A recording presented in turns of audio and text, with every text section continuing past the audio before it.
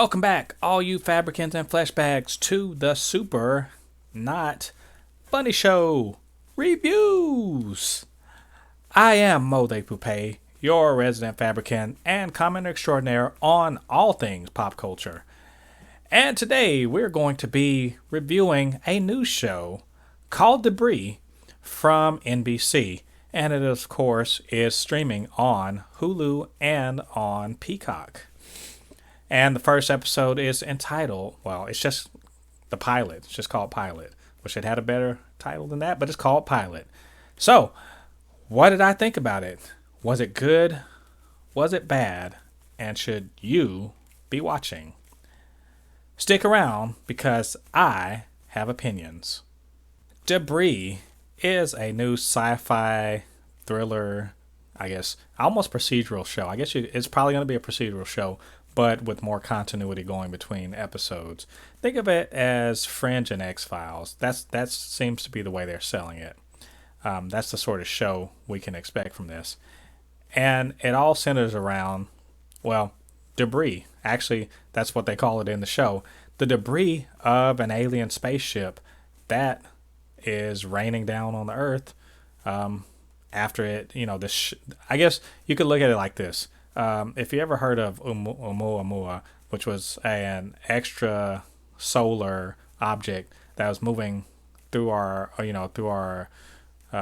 solar system from interstellar space, and it was moving so fast that it came through and left. Well, imagine something like that, but if it were an alien ship, and it was somehow malfunctioned, broke up or whatever, and parts of it started falling onto the Earth. That's the whole premise. And of course, because it's an alien spaceship, it's got some weird, physical and technological properties that we don't really understand. And so 3 years after that that was identified, it started happening.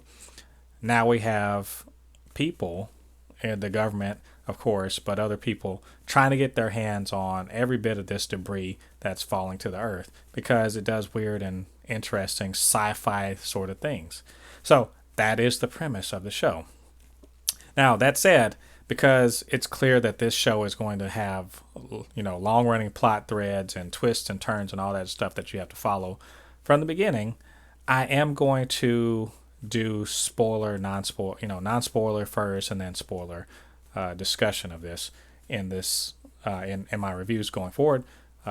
So that's what we're going to do now. Let's do the non-spoiler part of the review.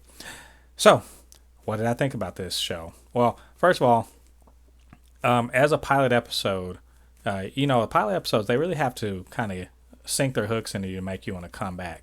And to that end, I give this episode a passing grade. Its concept and its promise for the future is very strong, something that really floats my boat. It's something I really want to see in a show. So to that end, I want to see more of this show just based on that. But from a narrative point of view, this was just an all right episode. It was okay. I have to be honest, there are some boring parts of this episode. It drags a bit. This episode could very well be, could very well have been an episode of some supernatural show for all that the sciencey stuff was going on. Because in a way, the technology, as Arthur C. Clarke says, is so advanced, or to paraphrase Arthur C. Clarke, so advanced that it appears to be magic. And in particular, in this instance, you can see this from the trailer of the episode, that, there's a floating body. Well, how's that, how's that happening? So they present that mystery and what's it all about and how does the debris play into it. And they're just setting you up for how this show is going to proceed. We're going to find different parts of this ship, small parts, there's a small part that, when I say small, it's like they literally call it a Dorito in the episode. And I know they call it a nacho. And, just by touching it, a woman is, phases to the floor and dies after falling 14 flights through solid matter. So, there's all sorts of weird qualities to the bits, and there are clearly agencies. In particular, there's an agency called Orbital, which I'm assuming that's all an acronym like SHIELD, but of course they're not going to tell us what it means on the first episode. But it's some, government agency akin to SHIELD or SWORD or whatever in the MCU. And then there's MI6, and they're a joint task force dealing with and trying to recover these bits of technology. And they're doing it to an end, even though the agents in question, the two agents in question, the main characters, don't actually seem to know what it's all about. There are, of course, this sort of show always has some kind of, I don't want to call it conspiracy, but there's some underlying, secret agendas and people pulling strings and all that fun stuff. So if you like that sort of thing, it's in there. There's hints of that. It's not overt, but it's X-Files-ish. The actual mystery itself, it wasn't surprising to me, but again, there's a magic element, so anything really could have happened. Magical element to it. But once there's some interesting, narrative tricks they do in here to sort of keep you guessing about what the heck's happening. But once they reveal a couple of clues, it's pretty clear what's happening, what's going on, and then it's just how do you actually solve this. And I'm sort of disappointed that there's not more sciencey stuff going on to deal with the problem in this episode. It really wasn't very sciencey at all. So, and especially because they're trying to lean into the sci-fi aspect of it, I expect more from the show in that regard. Again, I know it's X-Files, but I need some more expertise from the people that are involved. Maybe a team. So far, we only have two people and their bosses who are really doing anything besides, people that are surrounding. I'd like to get more of the team, see what they're up to, what their skills are, get them more involved. And if this is going to be a piece of debris per week doing weird shit thing, that's cool, but I really do need to know more about the characters. I really just want to care more about the people here, and I didn't quite care a huge amount about them. But there are some interesting connections between, the main characters and this story, the backstory of what's going on. In particular, Finola, she's the female lead. Her father is an astrophysicist and was one of the first people that knew about debris. So that's an interesting part, but there's just very little given there. So not to ramble on anymore, just understand, I think it's interesting. This is an interesting looking show, an interesting sounding show. It's got a great premise. I want to see more of it based on the premise and the promise of interesting things happening in the future. But just the pilot itself was just all right. It could have been better. It could have been more dynamic. Could have been more vital. It could have let off a little stronger than that. So I wouldn't, if the pilot doesn't float your boat, I don't blame you, because it's a bit of I call it a bit of a missed opportunity to really kind of hook us hard. So I'm hoping the next episode is a little bit stronger than this, right? Better writing, more interesting action and drama and all that sort of stuff, more character development, just better everything. We shall see, because I will be reviewing the next episode. Anyway, those are my spoiler-free thoughts on the episode of Debris called Pilot. What do you think about this? If you have a comment, anything to add to my thoughts on this, please leave it below in the comment section. Of course, you can always hit me up on email, supernotfunnyshow@gmail.com, or on Twitter @supernotfunnys1. I would love to hear from you. And if you're not subscribed, hit that subscribe button. We'd love to have you a part of this community. And you can hit that notification bell so you can know when we drop more content, which is weekly. We're always doing reactions and reviews and anything else that floats our pop culture boat. All right. If you don't want to get spoiled, you're going to have to get the heck out of here. Thanks for joining us. We'll see you next time on Super Not Funny Show Reviews. Now, get out of here. Are they gone? All right. It's spoiler time. Let's get into it.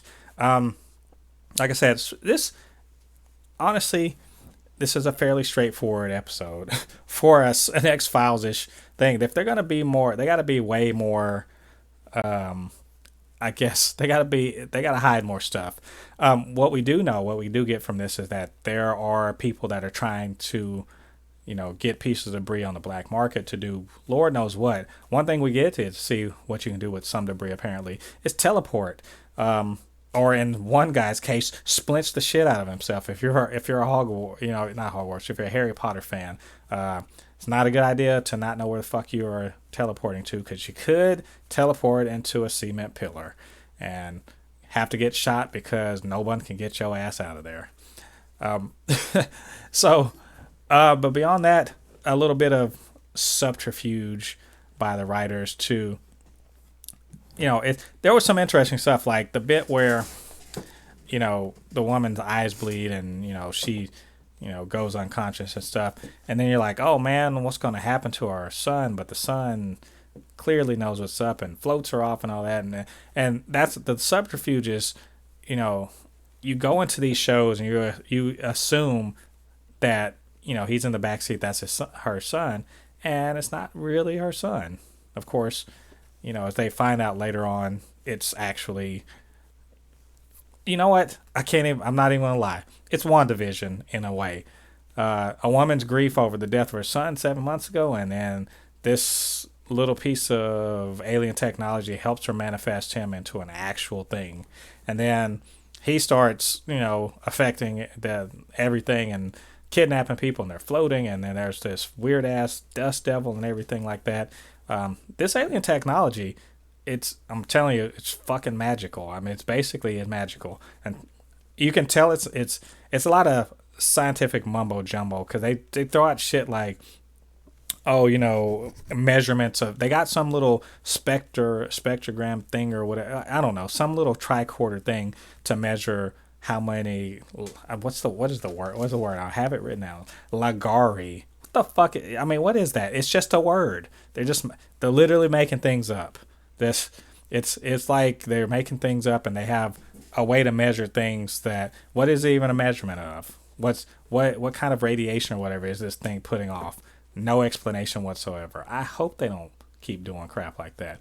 If you're gonna have a sci-fi show, don't just make it be black box, magical, pseudo scientific bullshit. I don't like that. So I'm looking forward to them being a little better than that. I get it. It's alien technology. You still have to. It has to function in our world where physics, rules. So don't just put crap out there and be like, it's alien science. May as well say a fucking wizard did it. So anyway, I'm not going to belabor that point too much more. I do like that seems to be a rivalry going on between Orbital, the U.S. agency, and MI6, and there seem to be two people who are forced to work. I don't want to say forced to work together, but get to work together, I guess you could say. And they seem to be good guys, and they have good intentions in mind, but they still got to take orders. So, not a fan of the way they resolved it. I get it. The mom is the one that's basically causing everything. So getting the daughter to come back and be like, hey, that's not the real world. He's not real. Again, WandaVisioning this shit. He's not real. This isn't the real world. They're not in the real world. You got to come back to the real world. Come back to me, because I'm still alive, and that's just a construct. And once she does, everyone's fine and not floating anymore. And I guess that's cool, but I really need maybe a better way to resolve things in the future, or at least, something not so a little cliche, I guess. I also found it funny. Why is everyone so casual about seeing people float in the air? Like they've seen it all the time. That several people that are not privy, because I'm assuming that these government agencies are keeping everything locked down, so everyone doesn't know that this shit is floating around. And you just see people floating, and they're just like, wow, they're floating down on the ground.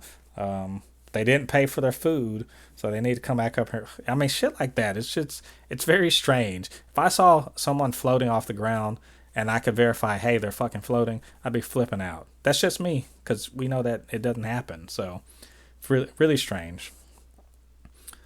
It is also interesting. I wonder if this is going to be happening in the future too. But this thing, for whatever reason, that little pod or something that was fell into the backyard. First of all, how did no one find this? That's a huge piece of debris. The thing looks like Clark Kent. Looks like fucking baby Kal-El is gonna fucking, crawl up out of that bitch or float up out of it. It's that fucking big. It looks like Superman's pod. How did no one find this thing? Like, I don't believe that thing would fall to the ground and no one's tracking it. Literally, they're looking for debris all over the world, and it falls in this woman's backyard and they don't find it. Come on, be better than that, writers, for real. But that said, at least we can see the parameters of the alien technology. They can interact with brainwaves or something, which makes me wonder what kind of aliens are they if they can interact with our brainwaves. I don't know. There's psychic shit going on.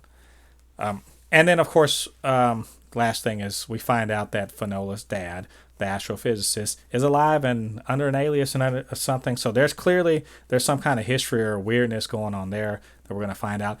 And the last revelation is that Orbital, their ulterior motive seems to be to reconstruct the entire alien spacecraft, which, hey, bravo to them. That's actually such a great fucking idea, actually. Put that bitch back together, reverse engineer, get some new technology. That'd be awesome. Just one problem here. How the fuck are you going to get all the pieces? How are you going to get all the pieces? It blew up and I'm assuming it blew up out in space somewhere since it has all these pieces. And so in outer space, if things blow up, they go in a radial pattern. They go literally in a sphere. So how are you going to capture all those other pieces? How do you even know it blew up within our solar system to be captured by our sun? This is what I'm talking about. Look, I guess maybe I just got to turn my logical science brain off on this stuff, which we had to do with X-Files sometimes. So maybe that's just the way I got to do it. I just got to turn that off in order to have fun with this. So that's what I'm going to do. Giving it more. I'm probably going to give it a few more episodes to really hook me in, and if not, no more reviews of debris. But until then, I will have more. I'll have another one next week. And so those are my spoiler thoughts on this episode. Did you guys like the episode? Did you like, what do you think about the episode? What do you think about my review?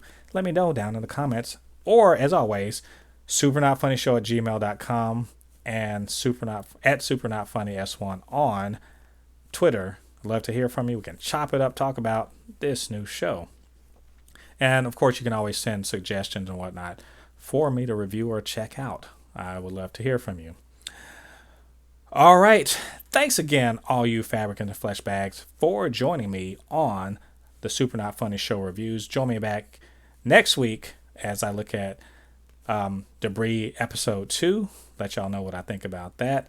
And come back for all the other content, other reviews, other reactions, more discussions about pop culture. And, of course, if you're not subscribed, hit that subscribe button because you can join this community here and we can talk about all these fun things. And hit the notification bell so you'll know when we drop more content. Thanks again for joining me, all you Fleshbags and Fabricans.